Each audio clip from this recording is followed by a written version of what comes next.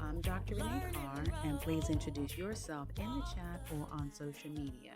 Today, I am interviewed on the A Moment with Erik Flemming podcast, and I'm answering questions such as: Is George Santos pathological?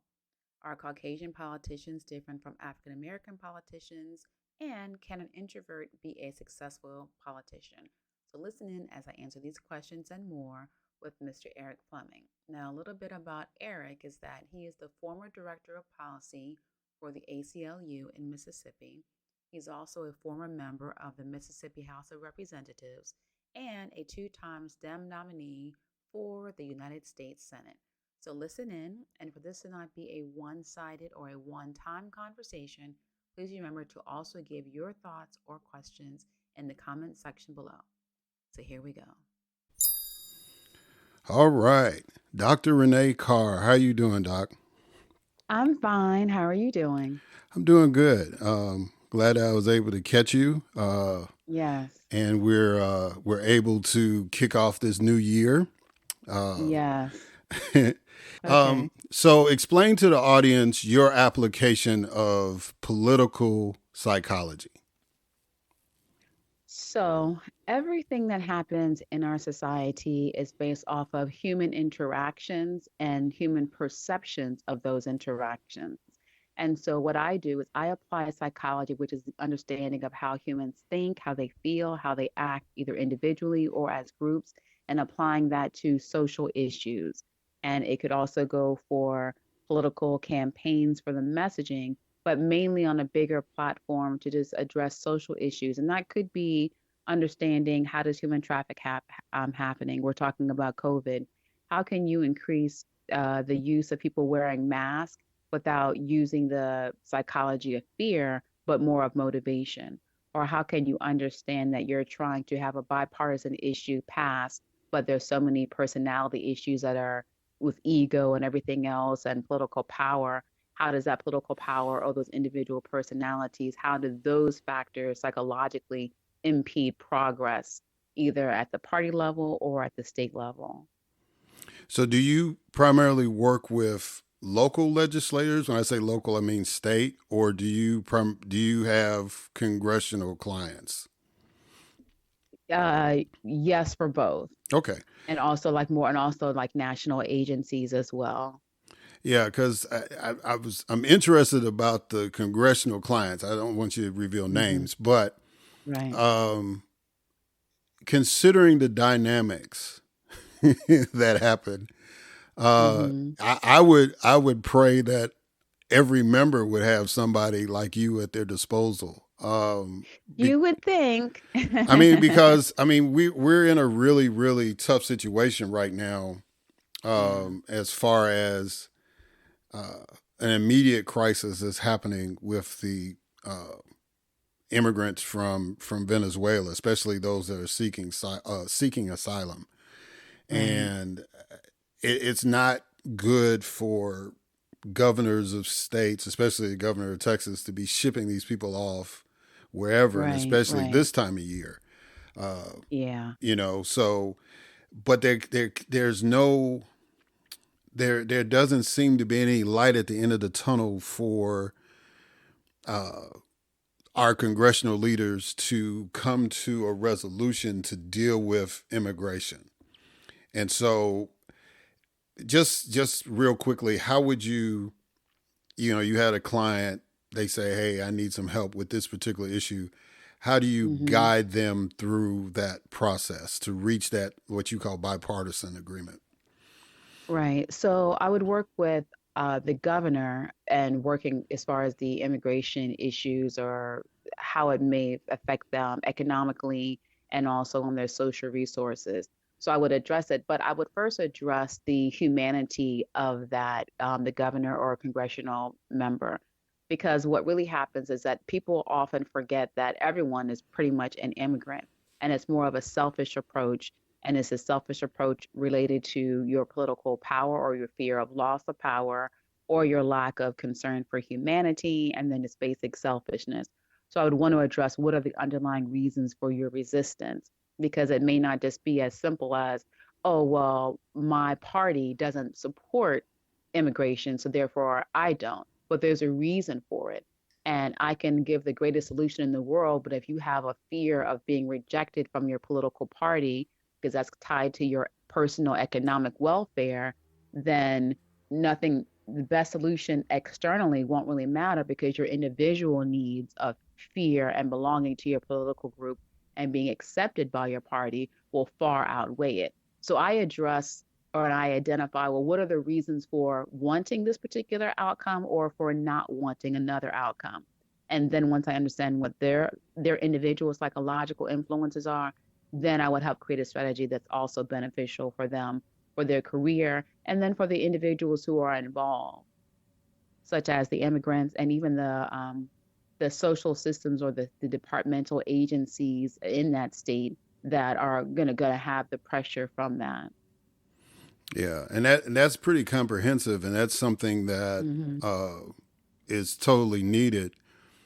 But having been in a position myself, being elected, Hmm. um, a lot of the things that you were saying, especially initially, as far as like getting into the mindset of that elected official, would you agree that there are a lot of public officials that naturally have that skill set to uh, get their colleagues to do certain things?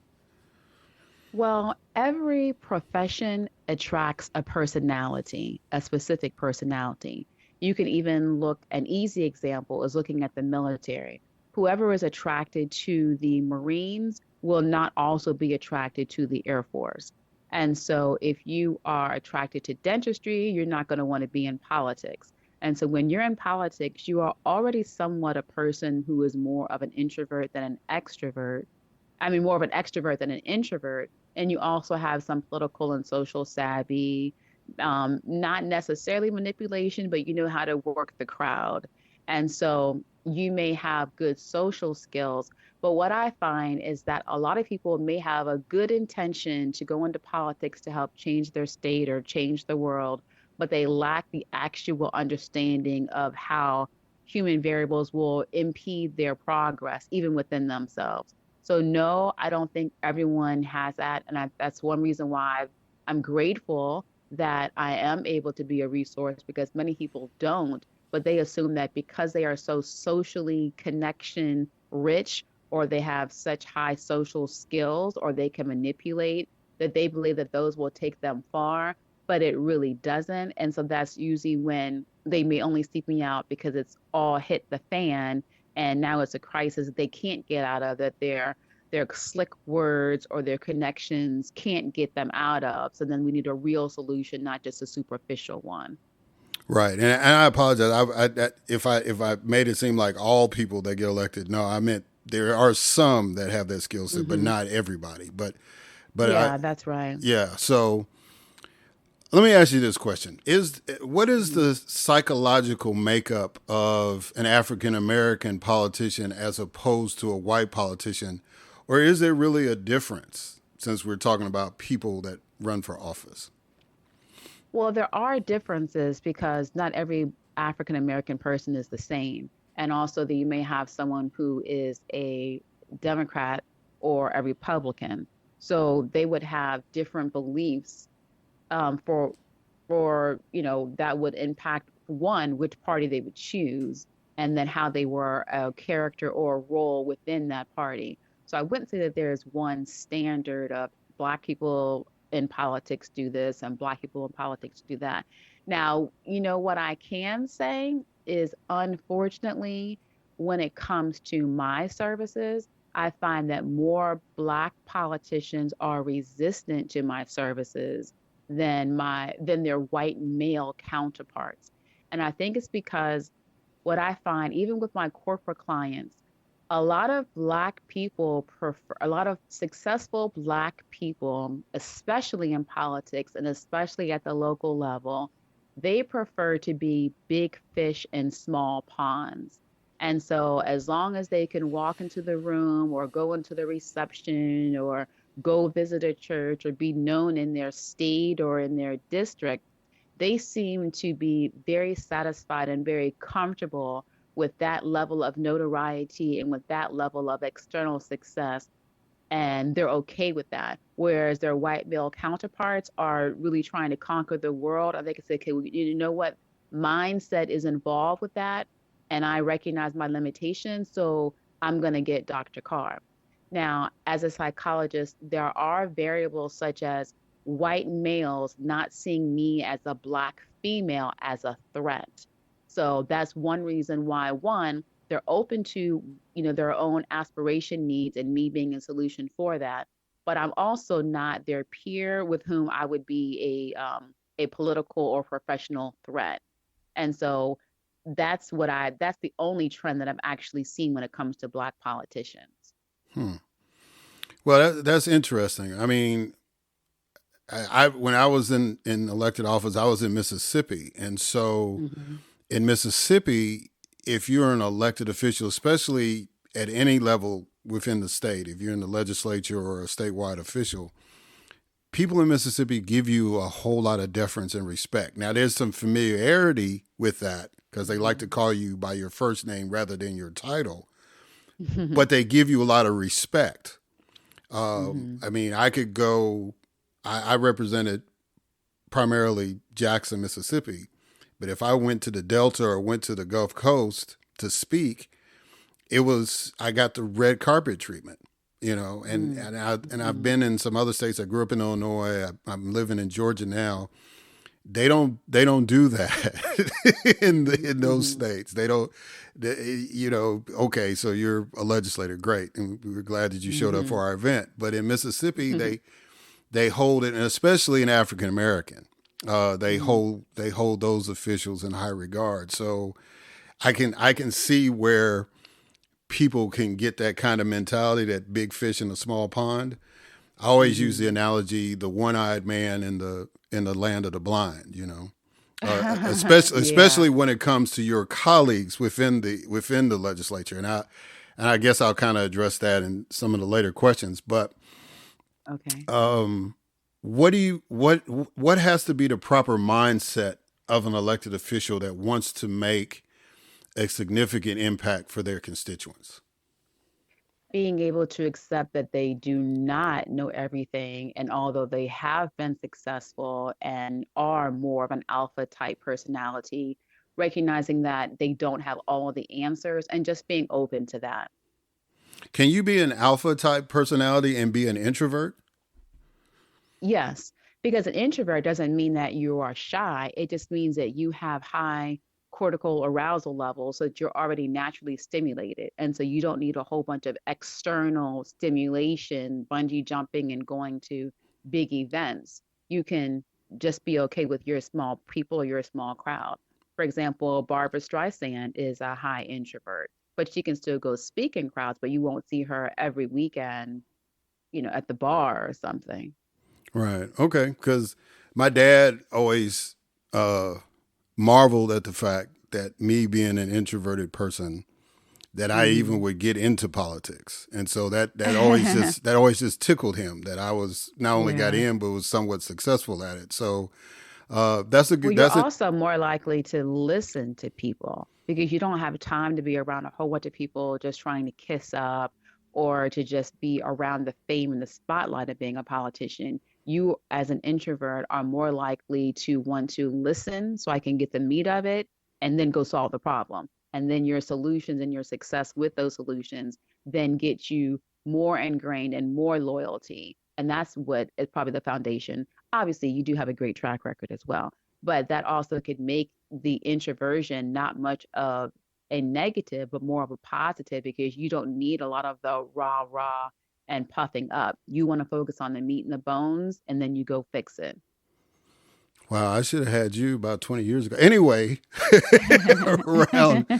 Um, what is the best advice that you can? Oh no. Well, I'll go ahead and ask it since I started. What is the best advice you can give someone who is seeking to run for public office? What are your reasons for wanting to be in public office? It's always a buzzword to say people over politics, but what are your internal motivations? So if you are someone who is a high achiever, but you also have an imposter syndrome, your guilt may make you not as impactful as someone who is a lower achiever but has a strong passion for helping people. If you're only wanting it because you feel as if you can use your political office to then navigate afterward contracts for your corporate or your other adventures, then focus on, okay, well, what are your true aspirations? So when I work with an individual, either on a political campaign or usually they're already in office now, but in the beginning, my goal was, okay, well, then what is your end point? Do you want to be POTUS, or do you want to go from city council to Congress? Like, what is your end game? And then I can work from a long-term strategy. But if I find out, or it's, revealed that, well, my end game is to just have a job that also has some notoriety, then be okay with saying that that's all it is, but then recognize that that may not last that long as far as you being reelected. So then what are your true motivations for wanting to do it? Be honest with those, and then be very smart and strategic with everything that you say, everything that you write, and everything that you do, so that if nothing else happens, you make very little impact. You can at least have a legacy of being with integrity and consistency to what you said on your campaign trail to when you left office. So I don't know how familiar you are with this George Santos situation, right? Mm-hmm. But I got to see the guy that he beat on the Okay. news. Okay. And when you were talking about somebody that's a high achiever, somebody that looks for the rah rah, as Mm-hmm. opposed to Mm-hmm. somebody that's a little more low key, but could be more substantive. Right. I was sitting there and I was trying to figure out. I said, so George Santos basically lied about everything about him, but it was Right. something about him when he came to a voter, as opposed Mm-hmm. to the other guy who was straight up about his background, but Mm-hmm. didn't get that 50 plus one. Now I know you Right. haven't dealt with you haven't been in Long Island. I haven't been in Long Island, so I don't know exactly what the presentation was. But Mm-hmm. I'm thinking that Santos, even though he was uh, masquerading Mm-hmm. as somebody, was able to convince a voter, hey, look, I'm your best option to represent you in Congress as opposed to the older, more sincere gentleman. How, Well, yeah. go ahead. Well, when you're a pathological liar, you get very good at visual cues, social cues, environmental cues on what you need to say to get your desired result. So, what he did is he went to individuals. This is me just using a psychological profiling of Santos. So by being a pathological liar, then the profile will be that you'll say whatever is needed, and you're very savvy at picking up on social cues. Like at the circus, they can guess your age because you give clues. And so they are very savvy and intuitive on recognizing, what do I need to say, or what will most people want to hear. And because I am so savvy, I can make them think that I care about them. And when it comes to politics, voters vote on, do I like the person? And if you can be a likable person because you lie about who you are, then that's going to get you the vote. Yeah, and that's why I was explaining to some folks. They said, "Well, how could this dude get elected?" I said, "Because he out campaigned the other guy. It doesn't matter if he made up everything about himself, even his name, right? Because Mm-hmm. I Mm-hmm. don't. Did you? Well, I'm sure you've watched it, but I'm not sure. This movie, The Distinguished Gentleman with Eddie Murphy. You remember seeing that? Oh, yes, yes, yes. I saw that. Yeah, Mm-hmm. no, vote for the name you know.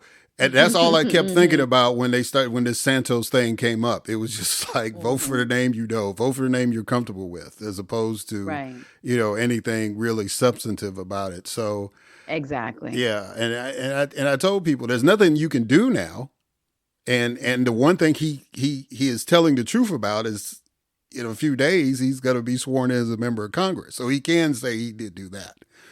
Mm-hmm. Mm-hmm. Anyway, I just had to But it ask you that. also shows, yeah, it also shows how gullible our society is, because people believe that people are really who they present themselves to be on social media. And so if you are being consistent in that, you can say that you are, the mayor of Chocolateville. And if you say it enough and have a post about it, people will start believing you and then endorsing you for that. So, again, being a pathological liar, you're very savvy and skilled at being able to say what people want them to say, and you're very personable and charming, but all of that is really a lie. But it's the lie of being cared about that makes it so attractive to voters. All right. So when a politician is facing a crisis, what Mhm. should be in their game plan to address it? And just a generic kind of Right. strategy that they should deal with.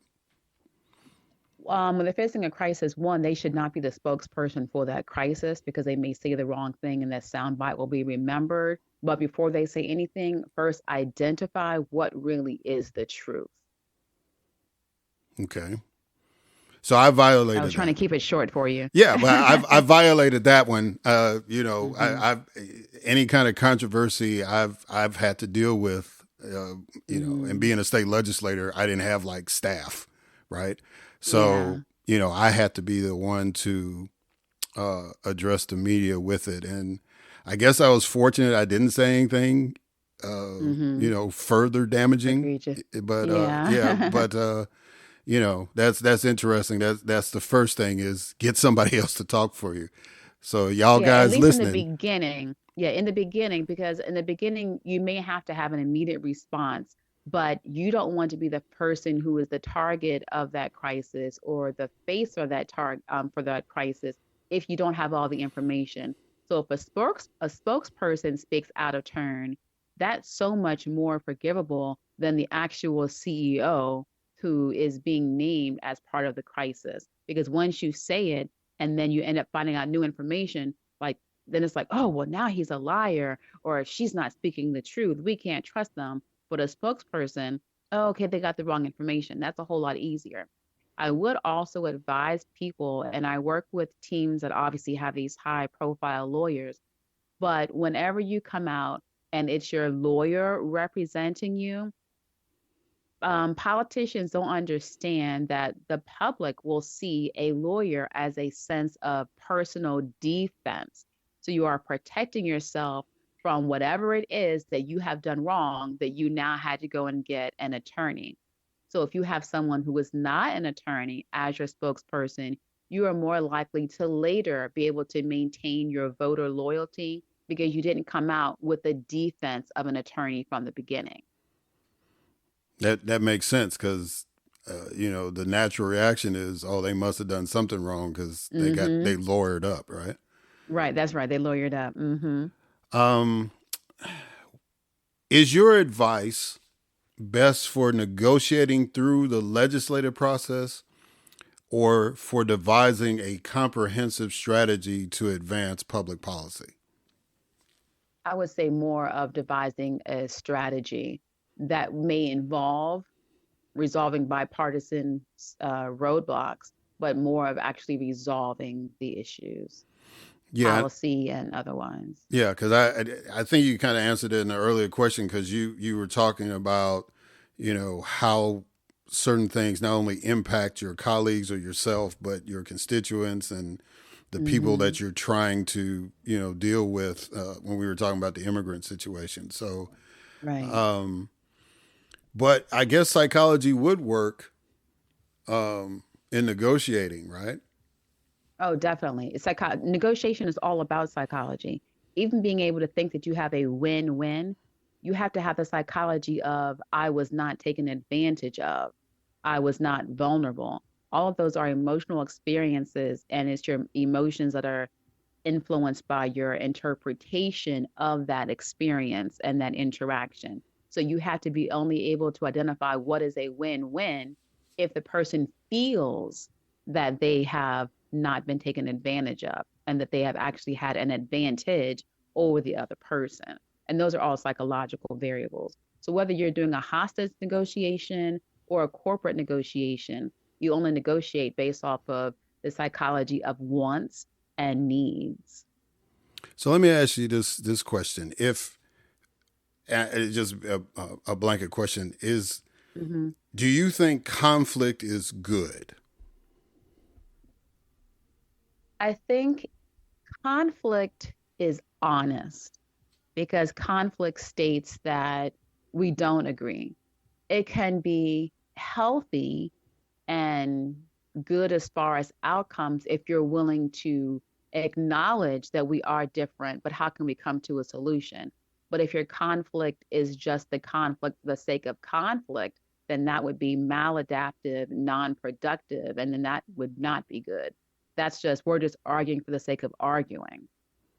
Right, and I think that's kind of where the American public is. They think that a lot of the conflict or fighting that they see on TV in the news Hmm. is non-productive. And I used to Right. explain to people that what you see on the news is really only about 2 to 5% at the most of what we deal with That's right. every session. The majority of the Hmm. time, we agree on things, and we Hmm. kind of hash out details. But that's why we are able to pass bills during a session because we agree on most of the stuff. And it's like Hmm. the stuff that gets on the news, that's where we have the long debates and the getting close to the deadline kind of fights and stuff like that. Hmm. And people seem to be but people seem to be resistant to conflict, but at the same time, they're attracted to negative campaigning. Right, right. Because that's the drama. And so, in your example just now, as far as people thinking that that's all people do, politicians do is argue, there is two different industries that are operating. One, the politicians, but then also the media. And so the media is going to pump up whatever's going to get them the most views, likes, ratings, or clicks. And that will be what's the most dramatic.